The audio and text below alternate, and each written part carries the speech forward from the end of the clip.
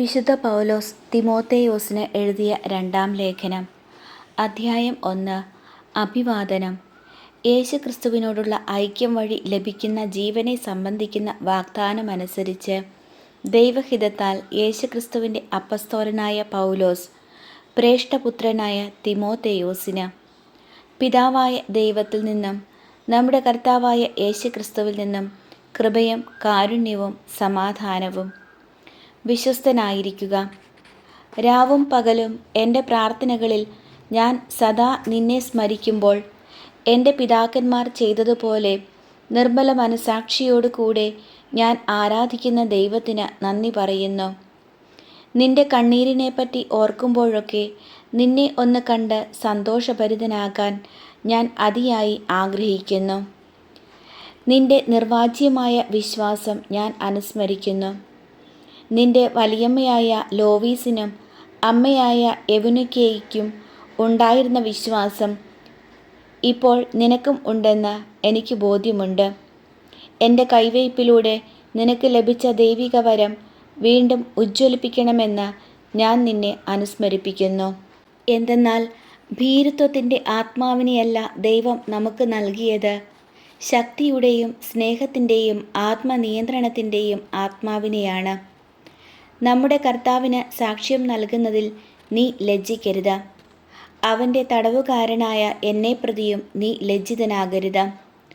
ദൈവത്തിൻ്റെ ശക്തിയിൽ ആശ്രയിച്ചുകൊണ്ട് അവൻ്റെ സുവിശേഷത്തെ പ്രതിയുള്ള ക്ലേശങ്ങളിൽ നീയും പങ്കുവഹിക്കുക. അവിടുന്ന് നമ്മെ രക്ഷിക്കുകയും വിശുദ്ധമായ വിളിയാൽ നമ്മെ വിളിക്കുകയും ചെയ്തിരിക്കുന്നു.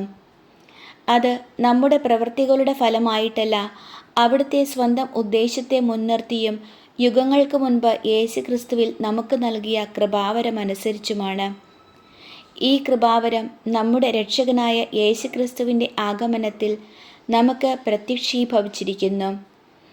അവൻ മരണത്തെ ഇല്ലാതാക്കുകയും തൻ്റെ സുവിശേഷത്തിലൂടെ ജീവനും അനശ്വരതയും വെളിപ്പെടുത്തുകയും ചെയ്തിരിക്കുന്നു. ഈ സുവിശേഷത്തിൻ്റെ പ്രഘോഷകനും അപ്പസ്തോലനും പ്രബോധകനുമായി ഞാൻ നിയമിതനായിരിക്കുന്നു. ഈ കാരണത്താലാണ് ഞാൻ ഇപ്പോൾ ഇവയെല്ലാം സഹിക്കുന്നത്. ഞാൻ അതിൽ ലജ്ജിക്കുന്നില്ല. എന്തെന്നാൽ ആരിലാണ് ഞാൻ വിശ്വാസമർപ്പിച്ചിരിക്കുന്നതെന്ന് എനിക്കറിയാം. എന്നെ ഭരമേൽപ്പിച്ചിരിക്കുന്നവയെല്ലാം ആ ദിവസം വരെയും ഭദ്രമായി കാത്തു സൂക്ഷിക്കാൻ അവന് കഴിയുമെന്നും എനിക്ക് പൂർണ്ണ ബോധ്യമുണ്ട്. നീ എന്നിൽ നിന്ന് കേട്ടിട്ടുള്ള നല്ല പ്രബോധനങ്ങൾ യേശുക്രിസ്തുവിലുള്ള വിശ്വാസത്തിലും സ്നേഹത്തിലും നീ അനുസരിക്കുക, മാതൃകയാക്കുക. നിന്നെ ഏൽപ്പിച്ചിരിക്കുന്ന നല്ല നിക്ഷേപങ്ങൾ നമ്മിൽ വസിക്കുന്ന പരിശുദ്ധാത്മാവിൻ്റെ ശക്തിയാൽ കാത്തു സൂക്ഷിക്കുക. ഏഷ്യയിലുള്ളവരെല്ലാം എന്നെ ഉപേക്ഷിച്ചെന്ന് നിനക്കറിയാമല്ലോ. ഫിഗേലോസും ഹെർമോഗനസും അവരിൽ ഉൾപ്പെടുന്നു.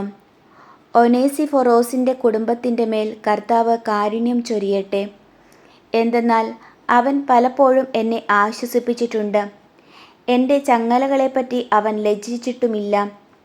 അവൻ റോമായിലെത്തിയപ്പോൾ എന്നെപ്പറ്റി ആകാംക്ഷാപൂർവം അന്വേഷിക്കുകയും എന്നെ കാണുകയും ചെയ്തു. എഫേസോസിൽ വച്ച് അവൻ ചെയ്ത സേവനങ്ങളെപ്പറ്റിയെല്ലാം നിനക്ക് നന്നായി അറിയാമല്ലോ. അവസാന ദിവസം കർത്താവിൽ നിന്ന് കാരുണ്യം ലഭിക്കാൻ അവിടുന്ന് അവന് അനുഗ്രഹം നൽകട്ടെ.